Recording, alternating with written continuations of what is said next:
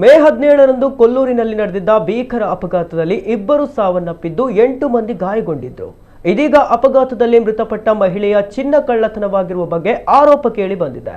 ಜೀಪಿಗೆ ಮೀನು ಸಾಗಾಟದ ಇನ್ಸುಲೇಟರ್ ವಾಹನ ಡಿಕ್ಕಿಯಾಗಿ ನಡೆದ ಅಪಘಾತದಲ್ಲಿ ಕೇರಳ ಮೂಲದ ಜ್ಯೋತಿ ಹಾಗೂ ಅರಿಯಾ ಅನುಫ್ ದಾರುಣವಾಗಿ ಸಾವನ್ನಪ್ಪಿದ್ದರು.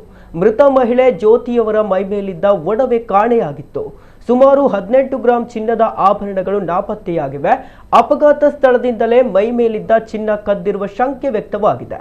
ಇದೀಗ ವಾರದ ಬಳಿಕ ಮೃತ ಜ್ಯೋತಿ ಕುಟುಂಬಸ್ಥರು ಕೊಲ್ಲೂರು ಠಾಣೆಯಲ್ಲಿ ದೂರು ದಾಖಲಿಸಿದ್ದಾರೆ. ಅಮಾನವೀಯ ಘಟನೆ ಬಗ್ಗೆ ಸ್ಥಳೀಯರು ಬೇಸರ ವ್ಯಕ್ತಪಡಿಸಿದ್ದಾರೆ.